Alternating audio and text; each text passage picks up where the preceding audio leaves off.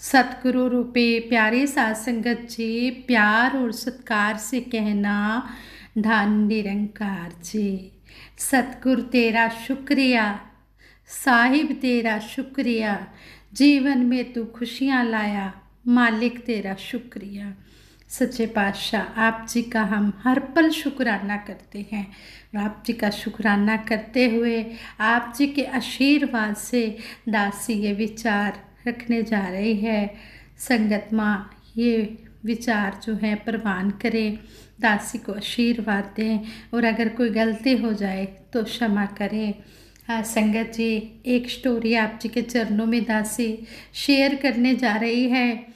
इस स्टोरी द्वारा हमें यही समझाया गया है, इस जगत सराय में क्यों दिल को लगा बैठा, 2 दिन का बसेरा है जिसे अपना बना बैठा। कि हे इंसान, ये जो संसार है ये सराय है, ये एक धर्मशाला है, यहाँ पर सदा किसी ने नहीं रहना। एक ना एक दिन सभी ने यहाँ से शरीर को छोड़कर चला जाना है। इसलिए हम कभी भी दुनियावी चीज़ों का घमंड ना करें। अगर हमने घमंड करना है तो अपने सतगुरु निरंकार का घमंड करें कि सच्चा पातशाह हमें मिला है, हमें इस पर मान हो कि ये मालिक दातार ने हमारे अवगुणों को ना देखते हुए हमें अपने चरणों में जगह दी है। हम हर पल इसके ऊपर मान करें। ऐसे ही दासी एक स्टोरी शेयर करने जा रही है। कहते हैं इन राज्य में एक राजा रहता था जो बहुत घमंडी था, हंकारी था। हंकार के कारण आसपास के राज्य के राजाओं से भी उसके रिलेशन अच्छे नहीं थे। उस गांव से एक संत गुजर रहे थे। उन्होंने भी उस राजा के बारे में सुना और राजा को सही रास्ते पर लाने की सोची। संत महात्मा राजमहल की ओर गए और बिना पहरेदारों से पूछे सीधे ही राजमहल के अंदर चले गए। राजा के पास जब राजा ने यह देखा तो राजा गुस्से में आ गया। राजा बोला, यह क्या बात है महात्मा जी, आप बिना किसी की आज्ञा के यहाँ तक अंदर कैसे आ गए? संत महात्मा ने बड़ी विनम्रता से उत्तर दिया, मैं आज रात इस सराय में रुकना चाहता हूँ। राजा को यह बात बहुत बुरी लगी। वह बोला, महात्मा जी यह मेरा राजमहल है, कोई सराय नहीं है, आप कहीं और जाइए। संत महात्मा ने कहा, राजन तुमसे पहले यह राजमहल किसका था? राजा ने कहा, मेरे पिताजी का था। तो संत महात्मा ने कहा, तुम्हारे पिताजी से पहले यह राजमहल किसका था? राजा ने कहा, मेरे दादाजी का था। तो संत महात्मा ने मुस्कुराकर कहा, राजन जिस तरह लोग सराय में कुछ देर रहने के लिए आते हैं, वैसे ही यह तुम्हारा राजमहल भी है, जो कुछ समय के लिए तुम्हारे दादाजी का था, फिर कुछ समय के लिए तुम्हारे पिताजी का था और अब कुछ समय के लिए तुम्हारा है, कल किसी और का होगा।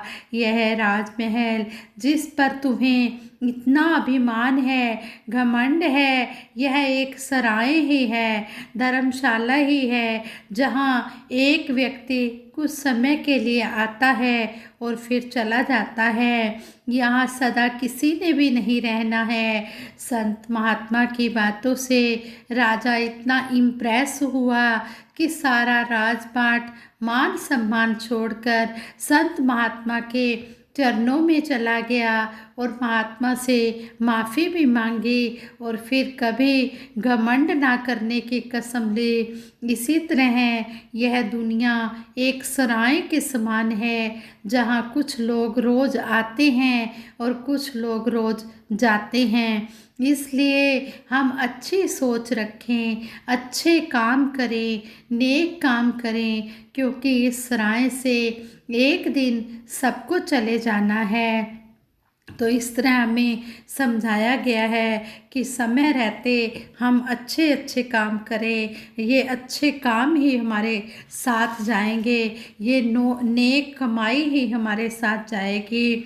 साथ संगत जी कहते हैं हम किसी भी परिस्थिति में हों, हमें यह याद रहे कि हमने शिकवा शिकायत नहीं करनी, सिर्फ शुक्राना ही करना है कि शायद निरंकार ने मेरी औकात से बढ़कर मुझे दिया है। जो कुछ भी मिला है उसका कभी अभिमान नहीं करना, किसी को हम कम करके ना देखें। निरंकार ने जो फैसिलिटीज़ हमें दी है उनका सदुपयोग ही हो, उन्हें कभी विनाश की ओर न लेकर जाएं। सभी चीज़ों का सदुपयोग करते हुए जीवन में हर एक पल की परवाह करें। जैसे कहते हैं कि फूल का भी जिक्र होता है कि फूलों पर जब सूर्य की किरणें पड़ती हैं तभी ये खिलते हैं। पेड़ तो बहुत जगह पर लगे हुए होते हैं पर पूरी तरह खिले वही हैं जिन पर सूरज की रोशनी पड़ रही है। बाकी जो नहीं खिले वो भी पेड़ ही हैं, उनकी भी जड़ें हैं, लेकिन फूल के खिलने के लिए सूरज की रोशनी ही काम आती है। इसी तरह अगर हम अपने जीवन में सफल होना चाहते हैं तो परमात्मा का ज्ञान बहुत ज़रूरी है। हम हिंदू, सिख, मुसलमान, ईसाई किसी भी धर्म के साथ जुड़े हों, कहीं पर भी विश्वास रखते हों, सबका भाव तो एक ही है।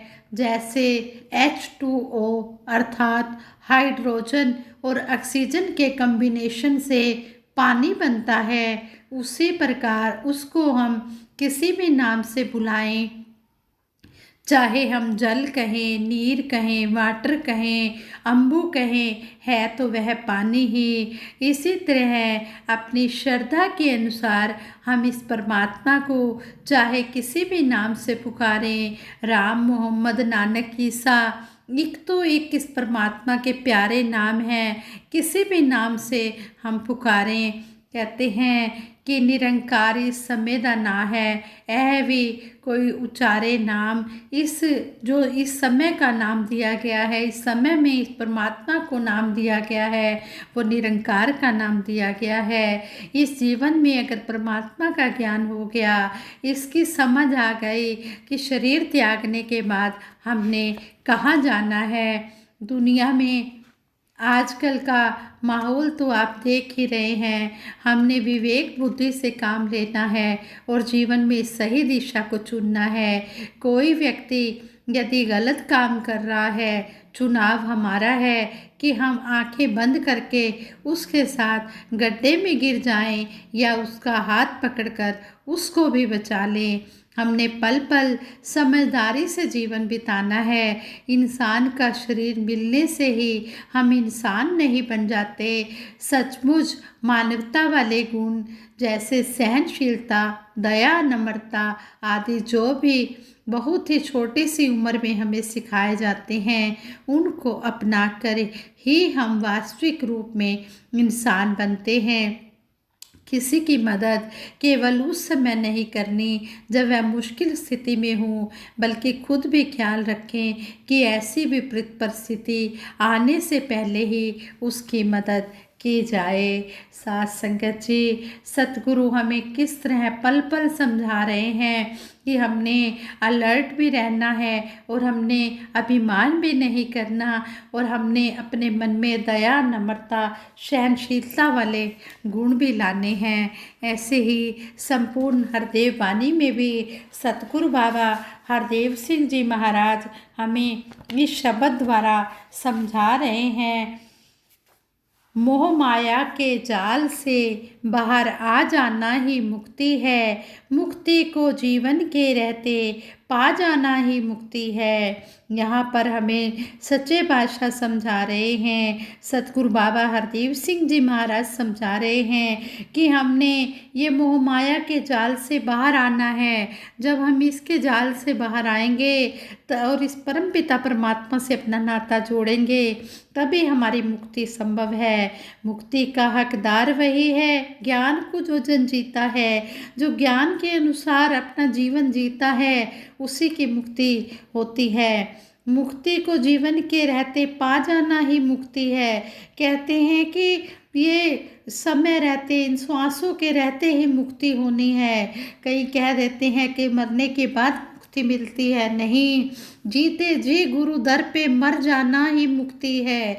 जब जीते जी हम अपने आप को गुरु के चरणों में समर्पित कर देते हैं, अपनी मैं को मार देते हैं, अभिमान को छोड़ देते हैं, तो मुक्ति मिल जाती है। मन के मिथ्या मान से मुक्ति पाई है तो मुक्ति है। कहते हैं कि जो मन में ये झूठा अभिमान, जो ये मोह माया का जाल फंसा हुआ है, जो ये संसार की चीज़ों का घमंड इंसान करता है, इनको त्याग कर, इस झूठे मान को त्याग कर अगर सतगुरु के चरणों में आ गए हैं, अभिमान को छोड़कर आ गए हैं, तो मुक्ति मिलनी संभव है। क्रोध से, अभिमान से मुक्ति पाई है तो मुक्ति है। कहते हैं हमने इस क्रोध को, अभिमान को छोड़ना है, इससे मुक्त होना है, तभी हमारी मुक्ति है। लोभ और लालच के बंधन टूट गए तो मुक्ति है। अगर मन में ये दुनियावी चीज़ों का लोभ लालच नहीं है, सिर्फ अगर लोभ लालच है तो इस परमपिता परमात्मा का है कि हमने ज़्यादा से ज़्यादा सेवा करनी है, सिमरन करना है, सत्संग करना है। अगर हमारा सेवा, सिमरन, सत्संग की तरफ लोभ लालच बढ़ा हुआ है, तभी मुक्ति है। दुनियावी पदार्थों से कभी भी मुक्ति होने वाली नहीं है। जब इन लोभ लालच के बंधन जब टूट जाते हैं तो मुक्ति मिल जाती है। तृष्णाओं की जकड़न से जो छूट गए तो मुक्ति है। तृष्णाएं, ये इच्छाएं, कहते हैं कि माया मरे न मन मरे, मर मर गए शरीर, आशा तृष्णा ना मरे, कह गए दास कबीर।